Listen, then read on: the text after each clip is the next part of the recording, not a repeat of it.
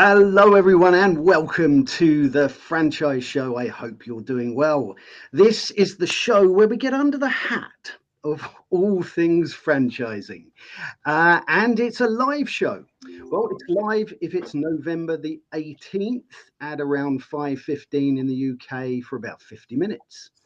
And because it's live, we love you to get involved. If you are here and if you're spending your time with us this evening listening, please pop in a comment, say hello, and get involved in our conversation. I say it every week, you are the producers and the directors of this show. I start with nothing written down. There you go, look, to prove it. I've got a book now. But I always end with lots of things written down because I and hopefully people in our community get some real good value from this. So each week on the Franchise Show, we take a new topic and a lovely guest. And today is no exception to that. So first of all, the topic for today is the fear franchisees bring to a franchise brand. And to talk about this, we have our lovely supporter, returning guest and friend to all things franchising, Tim Morris. Tim, welcome back to the Franchise Show. Thanks, Harvey. It's really good to be here, and I'm really excited to have this conversation with you and, of course, the listeners as well. Absolutely. No, it's a really good one because I think fears are really relevant in franchising. You know, they stop us getting involved, and they stop us doing the things that we want to do. They stop us asking questions, the right questions. They stop us perhaps revealing the right things to the right people. But look, let's get into this first of all by a little introduction to yourself. Lots of people are going to know you, Tim, but there's going to be a few people out there that might not, and a few people in the future as well. So give us a little introduction to yourself and to how you are involved in franchising. Yeah, sure. Thanks, Harvey. So for anybody who doesn't know, around about 40 years involved or connected with franchising, from everything from working in the hospitality industry. So Harvey will know that. I've also worn my kitchen whites, Harvey. Oh yes, yeah. I've worked behind the stoves and a lot of other things as well. Yeah, I've been a franchisee. I've worked for franchisors. My speciality over the last sort of 20 odd years has been supporting franchisees here in the UK and across the world as well. And now I work with Nikki Senior, mainly in the franchise HQ. I do a little bit of personal work as well under the brand of Pinnacle, but the majority now is under the brand of Franchise HQ and our flagship program, The Bridge, helping franchisors develop really good, skilled franchise support professionals within their teams. Fantastic. Great introduction. Thanks for that, Tim. And of course, we've got your QR code up on the screen right now. So if you'd like to find out more about that, please scan that QR code. Yeah, I mean, look, you know, you've got a great experience there of dealing with the fears that franchisees have. Give us a few examples of how you've seen those fears play out and, you know, perhaps how you've looked at helping people overcome those fears. Sure. Well, look, I think as franchisors, we're blindsided sometimes with this word fear with franchisees. When we recruit them, when they're going through that recruitment process, when they're looking for an opportunity in franchising, they look excited. They are interested in the brands that they are talking to, but of course, this is for the vast majority of franchisees. This is it's a new adventure for them. It's a new part of their life that they're entering into. Very often from a place of job security, or what everybody perceives to be job security, which we know in reality, no job is really secure. Mm-hmm. But people who are in the workplace feel that they have job security. When they join us as franchisees, they also have this persona of excitement, that what's ahead of them. But actually, underneath all of that is the biggest fear of all, and that is this going to work? Am I going to run out of money?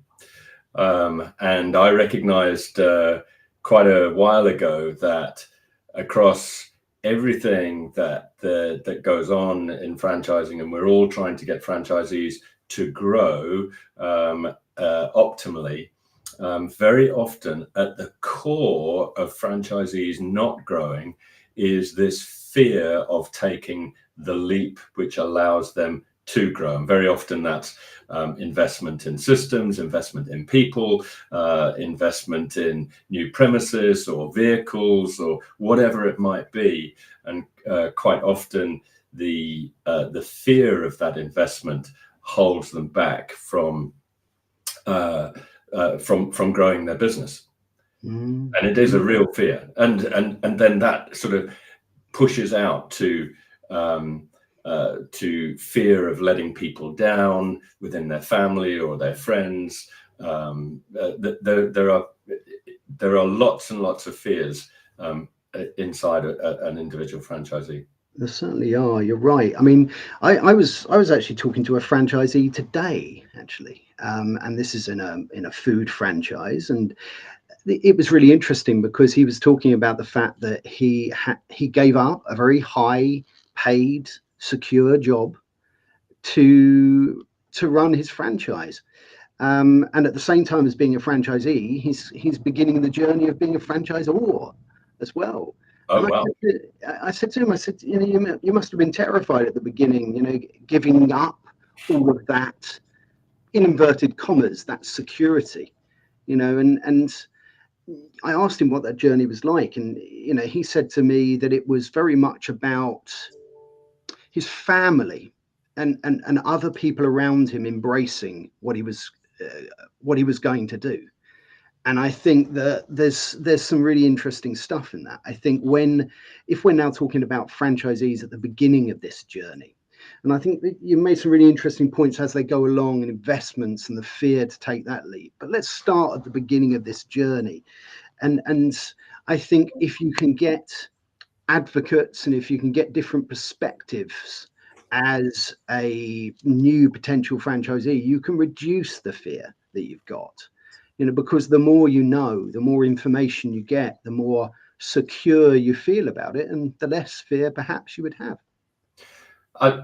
Absolutely. I mean, everybody lives their life through their own mindset, through their own lens, if you like, and that's lived experiences that they've got, how they've been brought up, what beliefs they've got, how they're very often how their parents view the value of money, for example, and so whilst when we recruit franchisees, and I'm going right back to that core, they're very often seen as similar individuals, but it's only when we get them operating that the differences start to show. And clearly, everything that we do in franchising is the same. It's the same recruitment process. We're very often looking for the same franchisee persona. We are providing the same training, same marketing. It's exactly the same business model. And for the most part,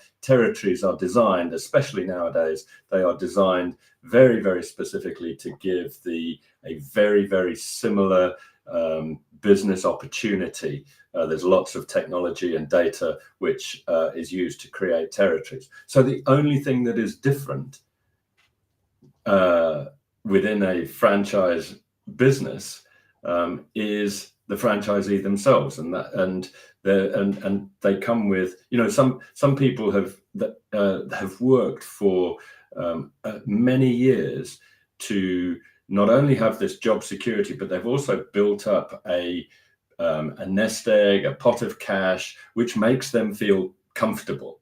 Mm-hmm. And now they've decided to take this leap and take this pot of cash and convert it into a business opportunity, which ultimately will become or could become a business asset, something that can be sold on.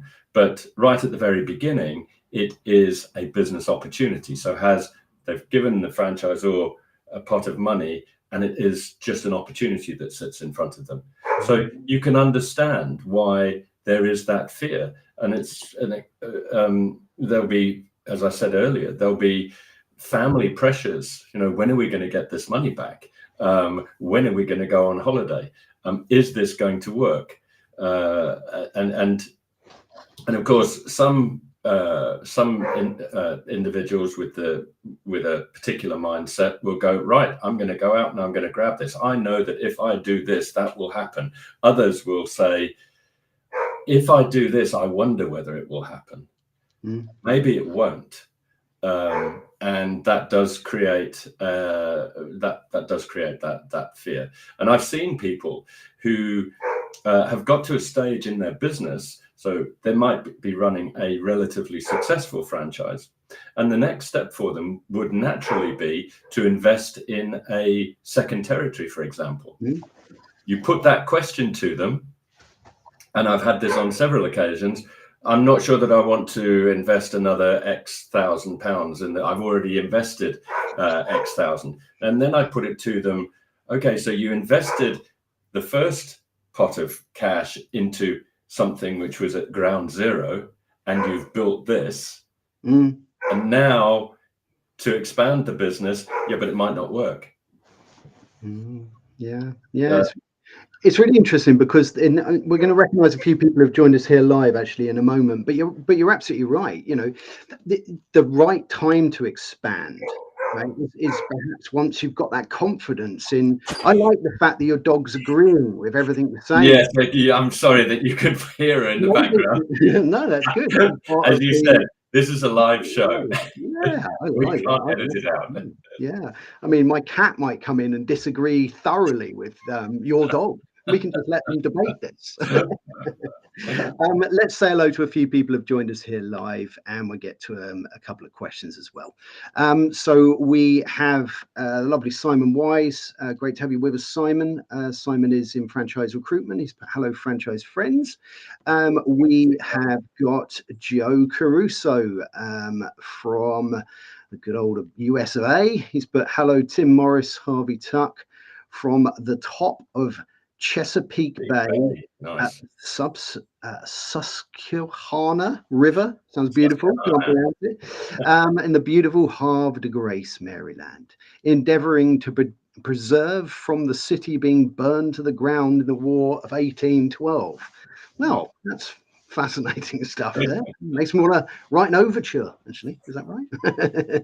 Anyway, great to have you with us, Joe. Let us know your thoughts. Joe is a fantastic resource and expert in America, and I'm sure has experienced a lot of fear within franchisees and within franchise networks that, causes resistance within those networks for growth and good stuff. So share your experience, please, Joe, on that, and we will get to your comments. Let's have a look. We've got a good question coming up from Simon. Let's say hello to two more people. We've got Neil Newman from Gather. Fantastic to have you with us, Neil. Neil is one of our supporters. And gathers, you like what I did there, Neil? Gathers information about our franchisees and perhaps about their fears. So great to have you with us, Neil. Please share your experiences, because look, fear doesn't just apply to franchise businesses. It applies to businesses in general. It applies in all sorts of ways in our lives and in franchising. So let us know your thoughts. And Neil has put, hi, Tim and Harvey, interested to hear more. Finally, before we get to Simon's question, let's say hello and welcome Nick Pleven. Nick Pleven is also in the world of recruitment, and that is recruiting our lovely team members to our franchise businesses. He is, of course, again, one of our lovely supporters from eTalent, and he's put, hello everyone from an icy Scotland. Nick's either in Croatia and it's beautifully sunny and warm, or he's in icy Scotland. So great to have you with us. Let's have a little look and go back to this question that's come in from Simon, because I think it's a good one. Simon has put, at what stage in the franchise life cycle does fear dominate a franchisee's mindset? So I think that's a really interesting question. I don't know if I think it comes into play perhaps all the way along, but what do you make of this question, Tim? Yeah, great question. Thanks, Simon. My view is that it can happen at any time. I think if you were to take a broad view of it, it would be very, very dominant right at the very beginning in the majority of franchisees, because of that, because of being unsure of something which, in general, franchisees are new to. They're new to the business world. They're new to the sector that they've chosen to be in, or the brand, and so I would say that the majority of fear takes place right at the beginning. However, it can manifest itself in at many different times and for many different reasons.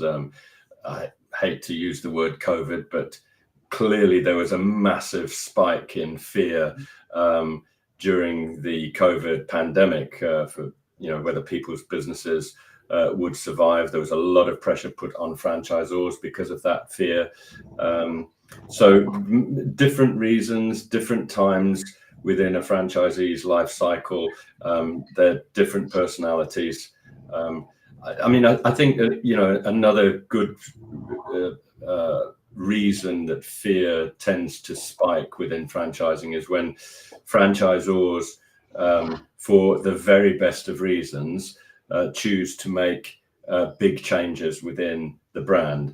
And no matter how well a franchisor prepares their network for that change, and most franchisors are really good at managing change in a network, because it affects so many people who again have so many different mindsets, that there is fear that the status quo is being upset. And for many, they would prefer the status quo because of the fear of, well, what happens if it doesn't work? What happens if the website that you're planning to launch does not have the same effect as this website has a lower effect? Or what happens if the CRM doesn't work the way I want it to work? And will my business be adversely affected by it? So there are people who have this negative bias, and that manifests itself into fear. Yeah, I think you're right. I think it's almost natural to have that negative bias, and I think you're right. Fear does come from change. Yeah. And look, I think it's the franchisor's responsibility to negate those fears to a degree, to say, look, this has been a well-researched thing. This is why we're doing it. Perhaps to do some research with the franchisees to see how on board they are. Normally change comes from an area of concern, or it comes from wanting to improve something. It comes from a good place generally. And I think the other thing is to be transparent about it as well as a franchisor, to say, look, we are making this change. And when someone says, well, I'm worried that I've got fears that it might not be as good as how it was. If the franchisor says, well, look, that's okay. It might not be. We're trying this. We're trialing it. But perhaps reassure them that there's a way to go back, or to change it back, or to overcome that. But I think it's about making sure that the franchisor tells the franchisee that it's been a well-researched thing, and they haven't just thought, I'll just do this. Yeah, absolutely. And I think what franchisors have got to be cognizant of, aware of, and understand that what we've always regarded as resistance on behalf of some franchisees if you get to the core, it is fear. It's not that they inherently just want to make a franchisor's life difficult. It's not that they don't really believe that the system is inherently bad or won't work. It's the fear that they have inside. And who is going to turn around and say, I'm really scared of this. I'm really fearful of it. I've been talking to my family, and that we all don't think, we're not sure that this is going to work. That's not going to be the conversation. No. It's going to be seen as a resistance to change, which is unwarranted. But in fact, you've got this whole thing of fear going on. You mentioned about this negative bias, and I mentioned it as well. Something which I've learned from Nikki when we've been building the bridge is that if my stats are correct, around about 80% of all our thoughts during any given day have a negative bias to them, which is a really interesting statistic. And considering that we have literally tens and tens of thousands of thoughts every day, many of them which are on repeat, just happening in your subconscious from the time you wake up to the time you go to bed, 80% or plus minus have some negative bias to them. So you can understand why fear becomes such a big thing in many franchisees. Absolutely. I think it's really interesting you said there. I mean, it doesn't surprise me. But look, I've always been a firm believer in opportunity doesn't often come from a place of comfort, right? No. So and look, I think you're also right when you said there that it's not easy to say, as a franchisee, to say to your franchisor, look, I'm really scared of this. I'm frightened that it, because those words, scared, frightened, they're vulnerable words, or they can feel vulnerable words. And actually, a franchisee is much more likely to say, I don't think it'll work, or I'm not doing that, right? And being blunt about it, right? And like you say, the resisting it and it coming across as a negative thing, but just they're frightened, they're afraid. That's exactly it. And that's why you then find that groups of franchisees who have the same sort of feeling will start manifesting that fear in a group, and which then becomes quite loud, and then it just becomes seen as either a disengaged or a disruptive group of franchisees, when in fact they're probably not. When you consider why did these franchise, again, going back to that, what we were talking about earlier on, that everybody goes through the same process. They go through the same franchise recruitment. Professionals have virtually the same conversation with every franchisee. Every franchisee gets exactly the same documents to read. So why would a franchisee part with their money into a model which they believe in at the very beginning and become disruptive? If again, just going back to what I said before, dig down to that core reason, and it will more than likely be some level of fear that has been created in them. Yeah, you're absolutely right. No one's going to be starting off wanting to be disruptive or wanting to say this is because they bought into it. They've invested. They've invested time. You're absolutely right. 100%. I mean, I've met franchisees right at the beginning of their onboarding journey who they ask lots of questions. They might question why something is being done the way it's being done.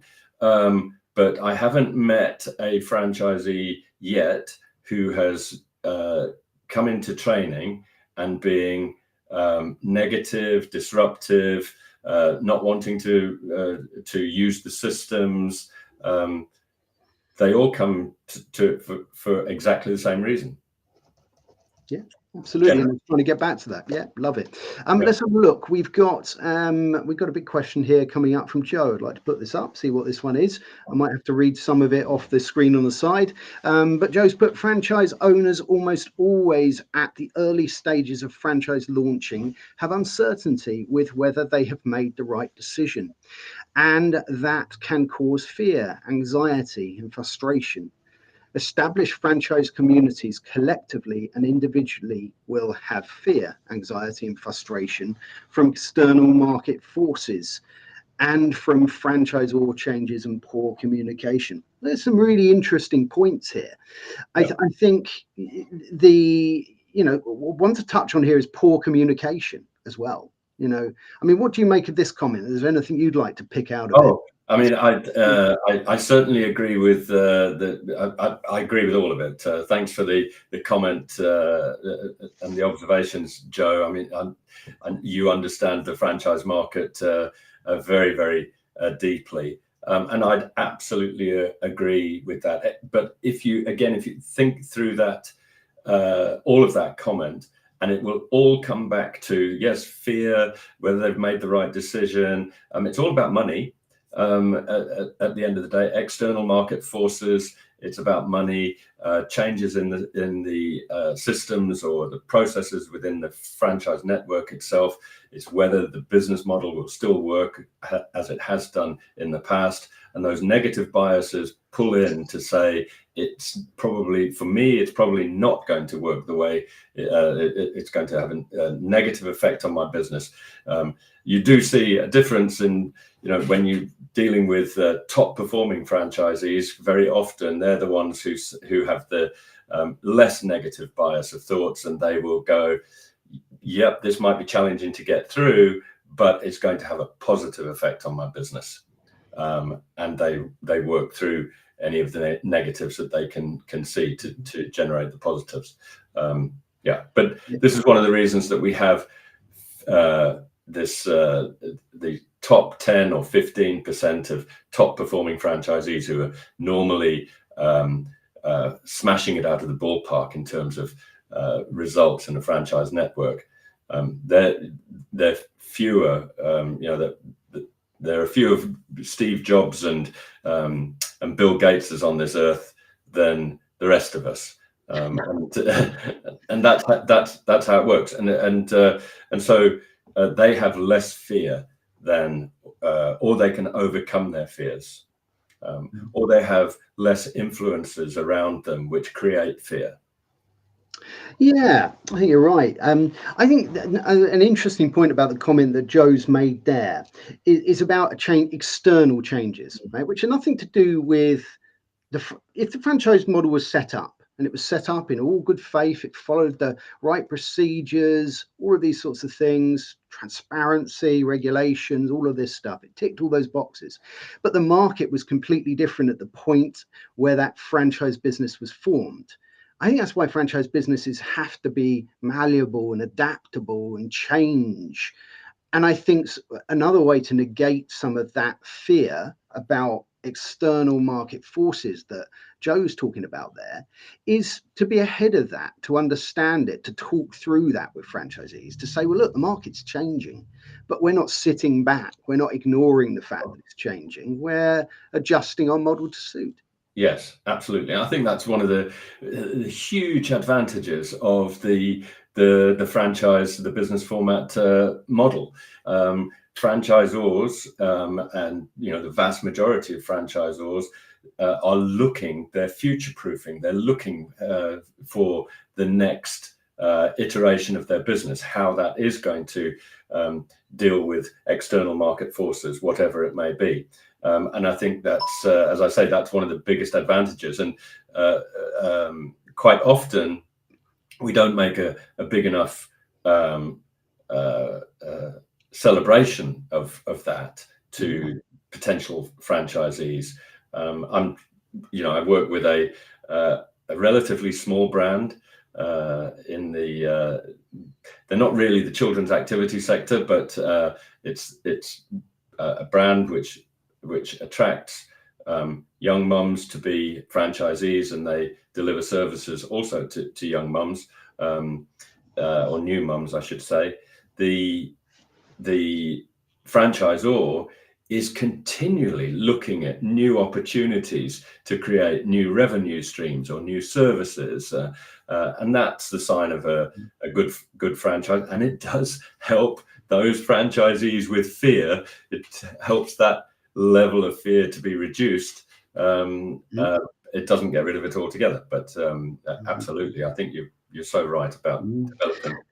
Yeah, 100%. If you have just joined us today, this is the Franchise Show, and today we are talking about the fear that franchisees have when they join a franchise network. And we have the lovely Tim Morris from The Bridge discussing this with our fantastic community. I'd like to welcome a few people who have registered to be with us today. Take my hat off to a few people, as it were. We have Gemma Smoker from Gong Chai. We have Joshua Huff from Dave's Hot Chicken. Welcome to the show to both of you. We have Ajmal from Boss Pizza. We have Basil Salmon from Auntie Anne's, and we've got Chris Griggs from Raising Chicken Fingers. So welcome to the Franchise Show to you all. I hope you enjoy it. Please get involved where you can. Right, let's have a little look. I think we've got a comment here from Simon. So let's bring this one up, see what we make of this. And Simon has put, how can a franchisor, through their support team, prepare the ground to limit fear in franchisees? This is good. This is a good question, Simon, because this is about preparing for these fears and understanding what these fears might be. You know, arguably at the beginning, is it a sales process? Yes, it is. You know, so it's the job of the franchise recruiter to try and talk someone through a process and make sure they understand it. They understand exactly what they're getting into. They understand the risks. They understand the potential benefits. And then that moves on to the franchise support team and fantastic people like yourselves, I suppose. Yeah, it is a great question, Simon, again. And I wouldn't expect anything less from Simon, to be honest. He always comes out with some very, very good questions. However, this particular one is grounded in helping the franchisee to reframe their own personal mindset. So, and it's all grounded in franchise support professionals being really good coaches, and that means having really good coaching skills, which are supported by an understanding of what the psychology is that goes on in an individual's mind. And their mindset, their life experiences, etc., etc. Very often, so the core of great support is being a good coach, and being a coach means asking questions in the right way, using those. It seems very simple, but it's very, very powerful. How, what, who, where, when types of questions, to allow the franchisee to think carefully about what they can do in their business to move the needle. I was just talking to a franchise support manager today in an emerging brand, and she said to me that just asking my franchisees, what can you do this week to make a positive difference in your business, is having a huge impact across all of the franchisees that she supports. So she said to me that every time she goes to have a meeting with a franchisee, one of the things that she says to them is, what can you do this week to make a positive impact? And it can be the smallest thing, but that small thing can give the franchisee confidence to go and do that thing, because it's not going to cost them much money, it's not going to take them much time, it's not going to take up a huge amount of resource, but it will have a positive result.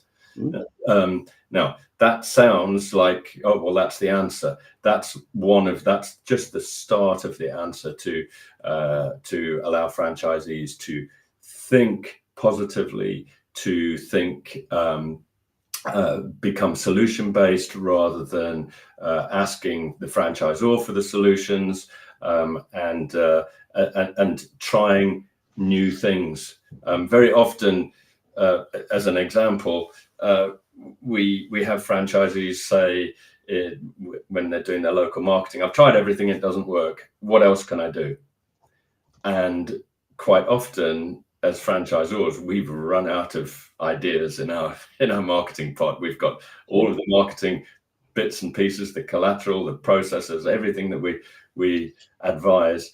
And the only question that you can ask the franchisee is, I've run out of ideas. Do you have any ideas? Is there anything else that you could do in your market, in your local market, that perhaps you could go and try? And there are lots of examples where franchisees have said, well, I could try this. Okay, go and let's see what happens. I'll call you next week and see what the result was. Yeah. It empowers the franchisee. It does empower the franchisee. Oh, absolutely. I mean, look, I think that's a fantastic piece of advice there about just a simple question to get a franchisee thinking about a little positive change that they can make, right, within the system, but a little positive change that they can make and get that positive mindset. Love that. I was talking to a rather big and well-known QSR franchise the other week, right, and one of their franchisees came to them with an idea that no one else had done. It was actually just putting in digital screens, which are commonplace in most QSR businesses, but they didn't have them in there, and they let them try them. They listened, they put a case, and this was a big business.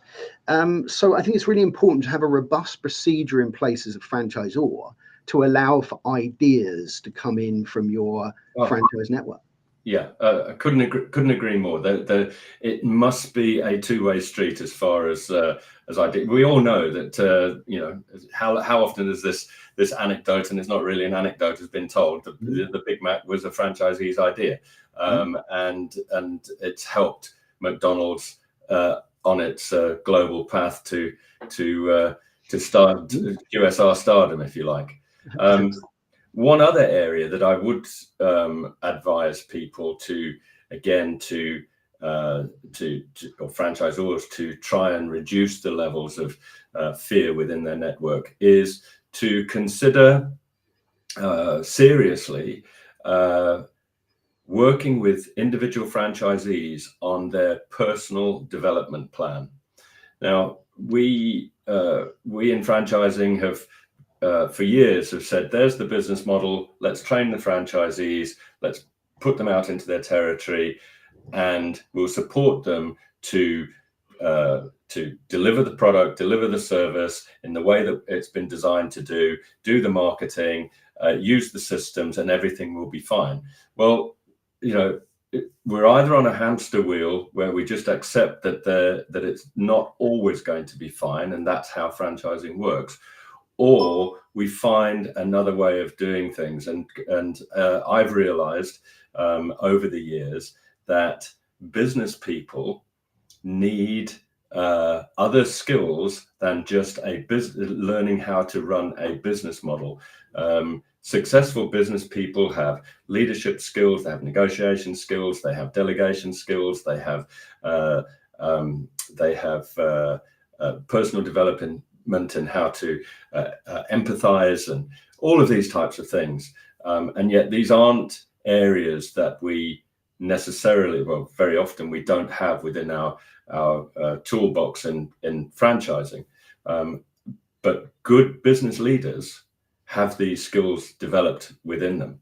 And if you're in a corporate world, if you're in a good corporate business, and certainly when I started out in my career, all those years ago, my career was forged by having annual reviews, but those annual reviews were backed up with quarterly conversations, and also a very strong and robust personal development plan, which was personalized to me. It wasn't just something which everybody all did the same. And so people ask me, how are you able to read a P&L and understand a cash flow statement and a balance sheet when you're not even an accountant?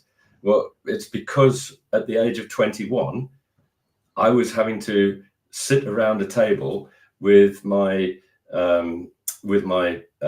peers, my general manager in the hotel, and read my departmental P&L and understand what all the cost lines were, what the gross profit margin was, what the net profit was of the department, and be able to come up with strategies of how to resolve any problems within the next few weeks, within the next period. That didn't come to me just naturally. Somebody developed me in that skill, and all the other business leadership skills that I've got have been developed through personal development plans. Now, but having each one of those for a franchisee lifts that level of capability and their ability to deliver the business model in a much better way, with far less fear that it's not going to work. Yeah, you're absolutely right. Let's recognise a few more people that have joined us. Want to make sure that we recognise everyone who's with us live this evening. We've got Lisa Feverick with us, regular now to the show. Lisa has her own show that helps women who are going through the menopause with great diet advice. So please check that out. And the lovely Lisa. And look, we've got the fantastic Deborah Salisbury with us from the Reading Doctor, and she's put, "Hi guys, just joined," and she's got a couple of points. I've never heard of Deborah Salisbury. Where's she from? Very good, Tim. Hello, Deborah. She's put a couple of good comments up here, so let's pop those on the screen. I find it helps if potential franchisees can talk to existing franchisees. Brilliant. I mean, this goes back to getting those different perspectives that we talked about at the beginning. But yeah, if you can freely talk to any franchisee you want to within a network, that's a big statement of how confident you are as a franchisor that things are going okay. Yeah, you let your franchisees freely speak, and you should. Yeah, absolutely, and I couldn't agree more with Deborah. It is it should never ever be potential franchisees should never ever be held back from talking to potential franchisees. In fact, franchisors should celebrate that, welcome it, and insist that potential franchisees do talk to existing franchisees. And it's really important for those potential franchisees so that they can allay at least partially some of the fear that they have. They can always refer back to those existing franchisees that yes, it has worked. Yes, and the existing franchisees will probably tell them that hopefully that it's hard work as well. But put in the hard work, and the results will come. Yeah, and look, existing franchisees can also say it's gone wrong, right? They can also say, things haven't gone right. Yeah. You don't want this rose-tinted, everything's wonderful every day, right? It's not realistic in any aspect of life, including franchising. Yeah. But it's actually, how did they deal with it? How did the franchisor deal with it? How did that feel? What happened? What was the process, right? It doesn't have to go perfectly all the time. That's not realistic in any business, but it's the processes that are involved and how these things are overcome. We are starting to come towards the end of the first section of today's episode, so I just want to get to a couple of points. Another one here by Deborah and one more from Joe. Deborah's put, new franchisees can be shown what has worked by more established franchisees. Yeah, these peer groups, I mean, you do a huge amount of work, Tim, in supporting these franchise networks. Do you find that sort of peer groups, we talked a little bit about maybe at the beginning talking to other franchisees, but that should, constantly happen throughout. Oh, yeah. It can be a real positive thing. Yeah. You mentioned peer groups. As you know, I'm a big supporter of peer groups. I don't, and this is part of the reason that I do some of the work that I do, and it's incredibly powerful again to to even the top performing franchisees, when they do have fear, bring them into a small group on their own, and they can start gaining confidence in that group. The group dynamics are supportive. They create group accountability. They talk about the challenges that each one's had within that small group, and they create growth plans to move the business forward as a group. It's one of the most powerful things in franchising is to have really good, well facilitated peer groups that are built on accountability and using that dynamic of the group to drive them forward. It's really important that franchisors use that opportunity to be facilitators and not the instructors, if you like. It's very much just allowing those franchisees to have their conversations. Absolutely. Let's finish with this comment here from Joe. Joe's commenting on your Big Mac comment there, Tim, and he's put, with McDonald's, the Big Mac franchisee idea is popular franchising story. Reality is there have been 7 menu items in the course of 70 years that have come from franchise owners. That's amazing. As I say, I'm going to research that now, Joe. Now I'm intrigued. I didn't know that. Yeah, amazing. I think it was a breakfast item that definitely came from a franchisee as well. I think it might well have been the wrap, but that's an amazing. And I mean, look, everyone knows McDonald's. Even people who aren't aware of franchising know McDonald's, right? And to hear that as a stat is amazing. Really. Sure. Look, we have come to the end. Let's quickly put up this one from Simon. The current macroeconomic environment doesn't do much to reduce the fear that small businesses face. No, it doesn't. But look, as franchise businesses, we've got a network, we've got some systems, we've got a better chance of negating some of these economic environments as franchise businesses than without the franchise system. So and if I can just add in there, all the more reason why as a franchise community, franchisors recognize that in these times when the macro environment, economic environment is challenging, that they recognize the increased levels of fear that there are within the network and work more closely with franchisees to alleviate that fear. Because actually, in any challenging economic environment, there's always opportunity. Always opportunity. 100%. Great way to finish the first part of today's show. Now, this is the bit where my screen will go black for a little bit, although last week I forgot to do that, so everyone saw the top of my head. But not this week. This is, of course, the part of the show that is brought to you by PJ Murphy and Sons. A wonderful Paul. British hatters. Yes, of course, Paul Murphy. So if you'd like a beauty like this one, then please speak to Paul. Now, this is also the part of the show where we're going to stop talking about franchising for a little bit. That's because I'm wearing my other hat. And we're going to find out what's under the hat of Tim.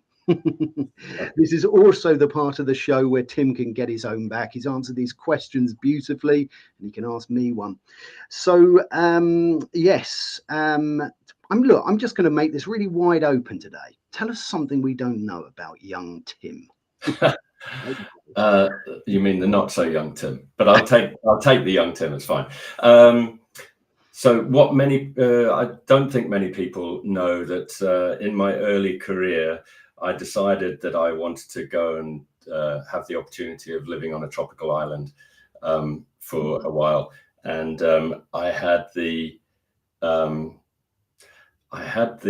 good fortune, I thought, of going and living on Papua New Guinea on a two-year contract. It was certainly tropical. It was that island just north of Australia. It was interesting. There's 700 different languages, not dialects, 700 different languages spoken by the clans people. Oh my goodness. I think you're going to say 700 different varieties of spiders. No. and very, very ancient peoples live in Papua New Guinea, and the clans fight against each other. Now, this was a few decades ago that I was there. There was still cannibalism. There was still cannibalism going on there, and there was even I found a cookbook which showed you how to cook human. Oh my goodness! I won't go any further with that. It's tea time for everybody, but I didn't stay for my entire contract. I lasted about 3 months, but it was eye-opening. Yeah. Amazing. If I can just finally say, when I arrived there, so the planes back in those days of Air New Guinea were decorated in as a bird of paradise. That's where bird of paradises are indigenous to, and I got met off the plane by the assistant general manager of the hotel, and with a very sarcastic tone in his voice, he just went, "Welcome to paradise." Fantastic. I love that. Brilliant. Well, look, you can let me get away with this. No one has so far, but there's always a first time. But you now get a chance to ask me any question you'd like. And I don't even know what this is going to be. So no, well, as soon as we have a sort of common background, I'd love to know your entry to working in kitchens and where you worked. Yeah, absolutely. Yeah. So, I mean, like you're saying, a lot of people do know this about me. I studied to be a chef. I'll tell you the reason. I don't know if people know this, but the reason that I wanted to get into the world of hospitality, and this is crazy really, but was because of Fawlty Towers. It really genuinely was. I was such a fan of Fawlty Towers, and I'm not saying he ran a good hotel, which he clearly didn't, but I don't know, it just inspired and intrigued me about this world of hospitality and how it can be done well and not so well. I mean, obviously Fawlty Towers is a classic program, and yeah, it got me into it. And look, I think there's something about hospitality, whether you're making food, and food is a bit like art, and you're trying to please people as well. And there's nothing like delivering a plate of food that puts a smile on someone's face. And I think that goes throughout the whole hospitality industry. So I think I would say that. Anyway, look, we have gone over time. I like people to get on with their evenings, and so it just leaves me to thank everybody who has been here live with us this evening, and to thank the wonderful Tim as well for his time. Yes, Tim, thanks so much for your time today. Next week on the Franchise Show, I was scrabbling then to work out what I was doing next week, but I've remembered. So next week on the Franchise Show, we have the lovely Tom from Chicken Cottage coming on the show.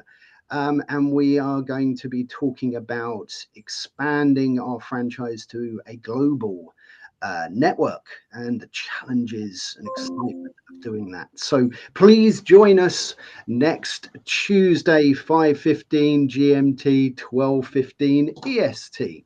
And until next time, take very good care. Cheerio.